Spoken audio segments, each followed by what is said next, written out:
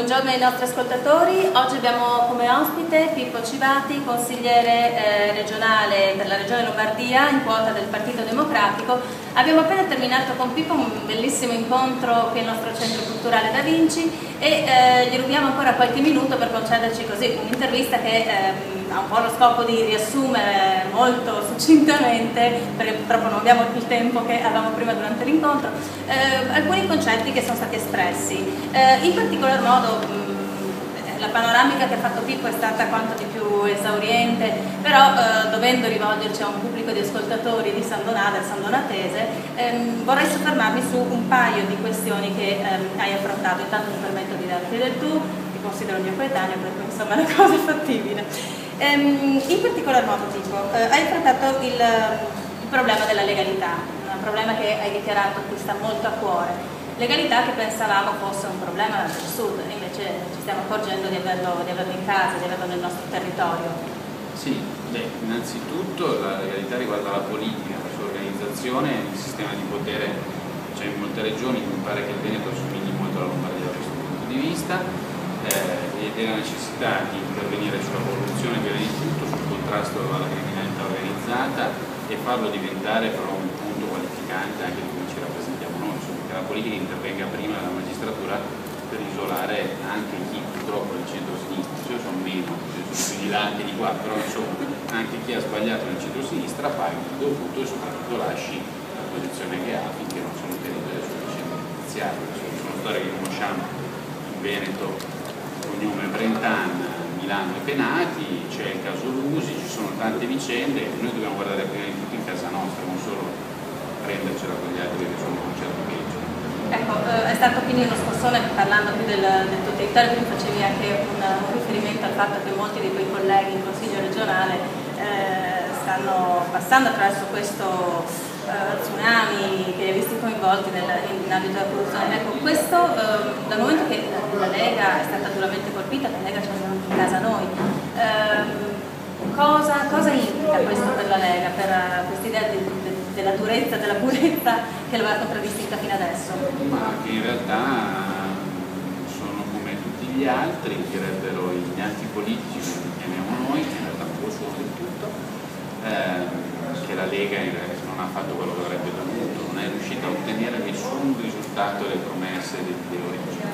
Adesso ci riprova con Maroni e Tosi e con un moderato come Salvini, sicuramente avrà più fortuna, lo dico con un po' di malizia perché mi pare che sia la stessa Lega di prima, non ha fatto i conti davvero, perché non si doveva dimettere il Trota, si doveva dimettere Umberto Bossi, per quello che abbiamo scoperto, non ha fatto davvero i conti con se stessa, ma insomma questo fa pandan con la mancanza di risultati in campo politico. Insomma, dicevamo prima scherzando, io sono Brianzolo, avrei dovuto beneficiare del leghismo più di altri, vi posso assicurare che come da voi i comuni sono stati penalizzati, non c'è uno straccio di federalismo, non c'è un'opera pubblica che sia stata terminata, non c'è una nuova ferrovia, preferisco le ferrovie e le autostrade, non c'è neanche una nuova autostrada, per cui questi sono i risultati di 20 anni di Lega con Berlusconi, perché poi in Veneto hanno fatto la finta di discutere con Galan, da noi fanno finta di non essere amici di Formigoni, ma in realtà governano ancora con Formigoni mentre vi sto parlando.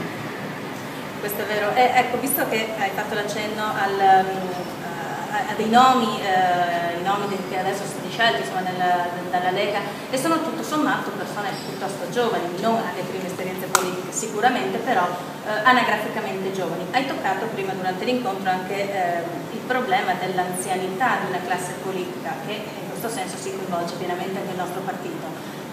Tu rappresenti questi giovani, Renzi rappresenta un giovane, questo nuovo che avanza, che però a quanto pare viene costantemente stoppato, tu stesso l'hai provato in prima persona. Cosa allora? Iniziamo un elenco delle cose che dovrebbe fare il centro-sinistra. Cosa dovrebbe fare quindi nei confronti dei giovani? No, il problema però non è giovani e vecchi, scapoli ammogliati, perché questo è un politicamente. Questo è un trucco, lo diciamo, chi ci ascolta, di quelli che non vogliono mollare il posto. Per cui sono giovani, io ho 36 anni, non sono un giovane, sono un normale, vado verso i 40, una volta i 40 c'è una crisi di mezza età, adesso non lo so se c'è una crisi e basta, però voglio dire, il trucco di chiamare tutti i giovani, di confinare ad una questione generazionale la vicenda è un trucco politico. Io non ce l'ho con l'anzianità, ce l'ho con l'anzianità di servizio, cioè se uno sta lì per 3 legislature, lo dice lo statuto del PD, deve andare a casa, poi dopo si giustificano, si trovano argomenti, c'è quello più bravo degli altri. Le deroghe devono essere eccezionali, lo statuto prevede che il limite sia di 3 legislature. Abbiamo esponenti politici che sono in Parlamento da 7 legislature. Prima ricordavamo Rutelli, la prima volta che Rutelli è stato eletto in Parlamento era nel 1983, io facevo le elementari. C'è qualcosa che non va e dobbiamo avere il coraggio di formalizzarla questa questione. In più io però sono ancora più perfido, perché io voglio persone popolari e rappresentative del territorio, per cui voglio che i parlamentari non siano scelti dal capo corrente, come è successo nelle ultime 3 occasioni, ma siano scelti dalla partecipazione popolare dai cittadini, perché altrimenti non rimane quel ceto politico lontano. Poi dopo diciamo sono distanti dalla realtà per forza, mica li avete scelti voi. Ecco, questo è anche un argomento, un cavallo di battaglia di chi fa antipolitica o comunque insomma abbiamo visto l'emergere delle posizioni di Grillo del Movimento 5 Stelle. Cos'è? Ci stiamo facendo portare via le idee da qualcun altro? C'è qualcun altro che le sta dicendo per noi, ne stiamo solo a guardare? No, è che noi abbiamo bisogno di coraggio, lo dice oggi Bersani in un'intervista all'Unità. Di coraggio, però il coraggio è quello di poi fare le cose, dirle, farle, essere coerenti. Il Movimento 5 Stelle ha fatto bene a insistere sulla trasparenza, sull'ambiente, sulla legalità, sono 3 stelle buone, mi piacciono un po' meno quelle dell'uscita dall'euro e quelle del linguaggio un po' rozzo che non fa capire le cose alle scorciatoie, però è un dibattito che dobbiamo aprire con loro, anche perché i numeri ormai ce lo dicono, che sono comunque una forza politica.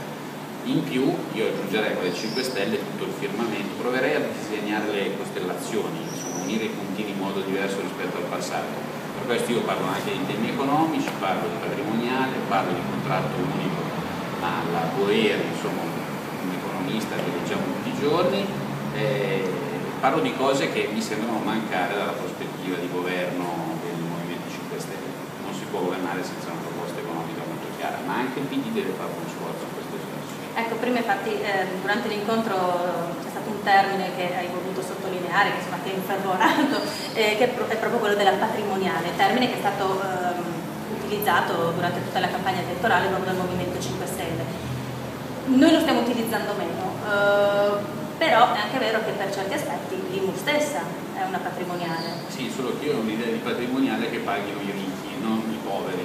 Cioè questo è il concetto, mi dispiace per i ricchi, però i ricchi un piccolo sforzo potrebbero dare un contributo notevole, soprattutto per alleviare la vita quotidiana dei ceti medio-bassi, che quelli che iniziano a pagare le tasse, che devono pagarne di meno, devono avere più soldi in tasca. Per cui una patrimoniale serve sia a ridurre il debito pubblico, sia a introdurre un po' di progressività, sia a mettere in gioco la ricchezza degli italiani. Prima scherzavo con il termine ricchi, ma insomma chi ha la disponibilità di farlo, si chiede un piccolo contributo, un contributo che serve a salvare il paese, altrimenti anche i ricchi diventeranno poveri, quindi è anche un patto che si propone loro di...